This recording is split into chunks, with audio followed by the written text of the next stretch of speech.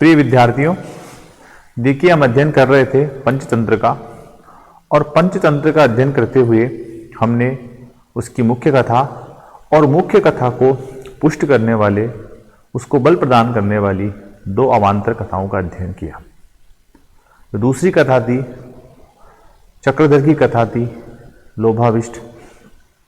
तो उस कथा के हमने देखा कि किस प्रकार से जो मित्र हैं, उसमें जो आखिरी वाला मित्र है वह लोभ के वशीभूत होकर के अपना नाश करता है।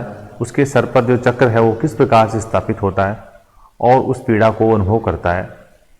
जब उसके सर पर वो चक्र स्थापित होता है, उसका जो मित्र था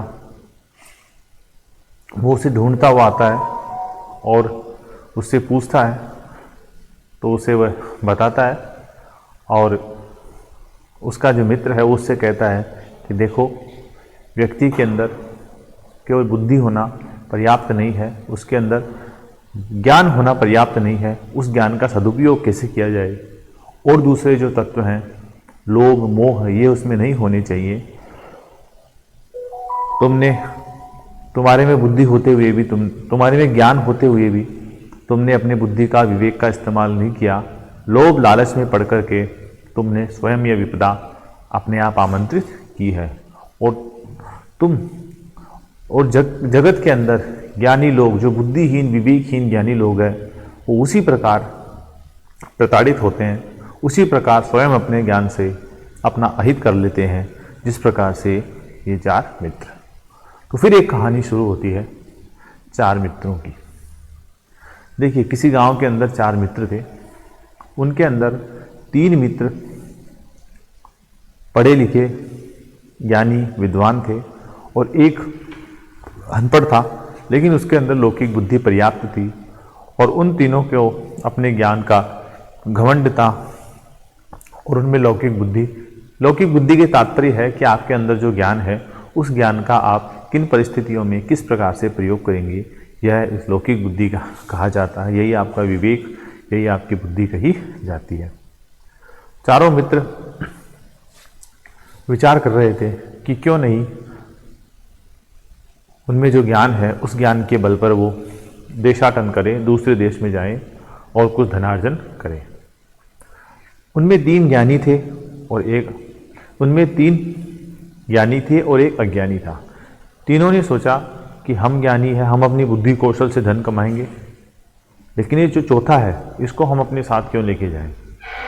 इसने तो कोई ज्ञान नहीं है, इसने पढ़ाई भी नहीं की है, तो पैसा तो धन तो हम कमाएंगे और इसका जो एक अंश है ये भी ग्रहण करेगा, इसलिए ये उपयुक्त नहीं है, इसलिए इसको यहीं छोड़ देते हैं, हम तीनों चलते हैं। लेकिन कदाचित मित्रता एक ऐसा गुण है तो व्यक्ति में कुछ न कुछ संस्कार उत्पन्न कर देता है। तो तीनों में से एक मित्र ने कहा कि भाई अच्छी बात है, ये पढ़ा लिखा नहीं है, ज्ञानी नहीं है, लेकिन फिर भी हमारा मित्र है, क्यों नहीं हमारा सामान उठाने में और किसी सहायक कार्यों में सहायता प्रदान करने के लिए क्या आवश्यकता ले लेंगे, इसको भी साथ ले चलते हैं। इस प्रकार चारों ने बुद्धि करके, विचार करके वहाँ से धनार्जन करने के लिए निकल पड़े, देशाटन को निकल पड़े। चारों जब जा रहे थे तो रास्ते में घना जंगल पड़ा। एक जंगल से गुजर रहे थे। उस जंगल के अंदर कुछ अस्थियां बिखरी हुई पड़ी थी। उन अस्थियों को देख करके चारों ने यह अनुज्ञात किया, उनको यह ज्ञान पता लगा लिया कि ये अस्थियां किसकी है। तीनों ने, क्योंकि एक तो अज्ञानी था, उसमें ज्ञान नहीं था, तीनों ने यह देखा कि हड्डियां किसी शेर की है। तो उनमें कुतूहल पैदा हो गया अपने ज्ञान का प्रयोग करने का, अपनी विद्या का प्रयोग करने का। उन्होंने इतना ज्ञानार्जन, विद्यार्जन की थी कि वह किसी पदार्थ से, किसी हड्डियों से उसके वास्तविक जीव को पुनः उत्पन्न कर सकते थे। तो उन्होंने अपने विद्या के प्रयोग के लिए, क्या हमने वास्तव में सीखा है, क्या वास्तव में वह प्रायोगिक है, उसको प्रयोग करने के लिए उन्होंने ऐसा करना प्रारंभ किया। तो एक व्यक्ति ने उन हड्डियों को एकत्रित किया, और जब चौथे व्यक्ति को यह पता चला, जो अज्ञानी था लेकिन लौकिक बुद्धि से युक्त था, उसे लगा कि अगर ये सिंह जीवित होगा तो जीवित होने के बाद सर्वप्रथम अपने प्रकृति के अनुसार हमें ही नष्ट कर देगा। इस डर से व्याप्त होकर के उसने मना किया सबको, लेकिन वो नहीं माने। तो पहले व्यक्ति ने हड्डियों को एकत्रित करके अपने मंत्र विद्या से, अपने ज्ञान से उसका कंकाल बना दिया।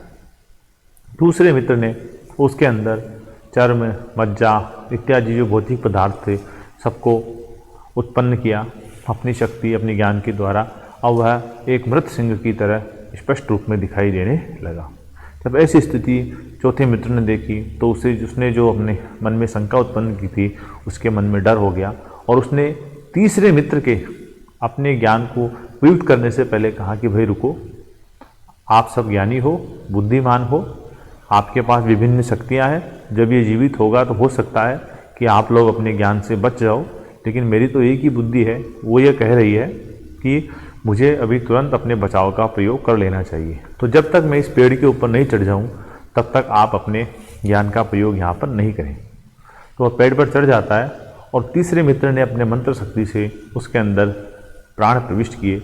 जैसे ही वह सिंह जीवित हुआ उन तीनों को समाप्त कर दिया, नष्ट कर दिया। और वह जो चौथा जिसमें ज्ञान नहीं था, लौकिक बुद्धि थी, वह पेड़ पर चढ़ने के कारण बच गया। तो इस कहानी से हमें क्या शिक्षा मिली? इस कहानी से हमें यह शिक्षा मिली कि केवल किताबी ज्ञान ये पर्याप्त नहीं होता है। उस ज्ञान के साथ साथ हमें उस ज्ञान को प्रयुक्त करने की कला भी होनी चाहिए कि किस वक्त उसका प्रयोग करना है, किस वक्त उसका प्रयोग नहीं करना है। क्योंकि वह ज्ञान अगर हम उसको सही ढंग से सही समय पर काम नहीं लेंगे तो वह हमारा ही सर्वनाश कर देगा। जैसे अग्नि मनुष्य के जीवन का एक हिस्सा है। उसे जीवित रहने के लिए उसकी आवश्यकता, नितांत आवश्यकता है। रसोई में, घर में, उजाले के लिए, अपनी रक्षा के लिए। लेकिन अगर वह उसकी थोड़ी भी असावधानी उसके साथ बरते तो वह अग्नि स्वयं उसी को ही जला करके भस्म कर देगी। तो हमें ज्ञान के साथ साथ उसके प्रयोग और परिस्थितियों का भी ध्यान होना चाहिए। यही इस कहानी से शिक्षा मिलती है। आगे की कहानी का अध्ययन हम कल करेंगे। धन्यवाद।